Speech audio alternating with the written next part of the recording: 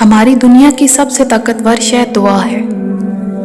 دعا ایک دل سے نکلی فریاد ہے، ایک پکار ہے جسے تڑپ کر، کبھی رو کر، کبھی سجدوں میں اور کبھی راتوں کو اٹھ کر اپنے رب سے ہم مانگتے ہیں۔ جب اس بات کا یقین ہوتا ہے کہ سننے والا ہماری شہرگ سے بھی قریب ہے اور ہمیں سن رہا ہے، تو فرتے جذبات میں ہمارے آنسو بہہ جاتے ہیں۔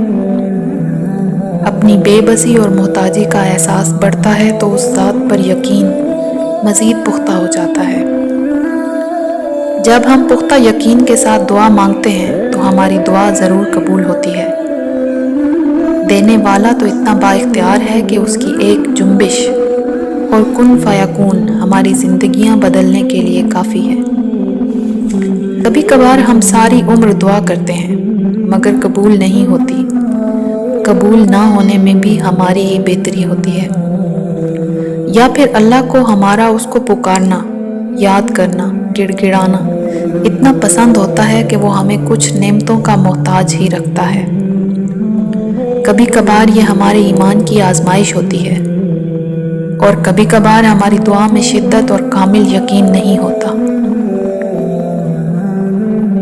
دینے پر آئے تو وہ رب دل میں چھپے نحیف اور دبے خیال کو بھی صورت دے سکتا ہے، اور نہ دینا چاہے تو دل میں ٹھاٹھے مارتی حسرتیں بھی ادھوری ہی رہ جاتی ہیں۔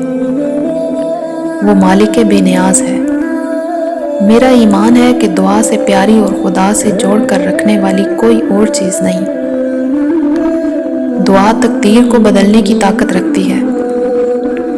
اگر آپ کی دعا قبول نہیں ہو رہی تو مانگنے میں التجا اور عاجزی مزید بڑھائیے، صدقہ دیجیے اور اللہ پر پختہ یقین رکھیں۔ لوگوں کو دعا دیا کریں اور دعاؤں میں یاد رکھا کریں۔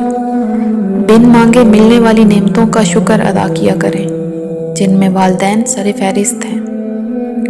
بے شک ہم اللہ کے کن کے محتاج ہیں۔ دعا دراصل فون کال ہے، ایک کنیکشن ہے اللہ سے اس کے بندے کا۔ دعا مانگیے۔ دعا مومن کا ہتھیار ہے۔ ہتھیار ہر اس چیز کو کہتے ہیں جو آپ اپنی حفاظت کے لیے اٹھاتے ہیں۔ حاجتیں نہ بھی ہوں تو بھی مانگیے، کیونکہ اللہ کو ہمارا مانگنا پسند ہے۔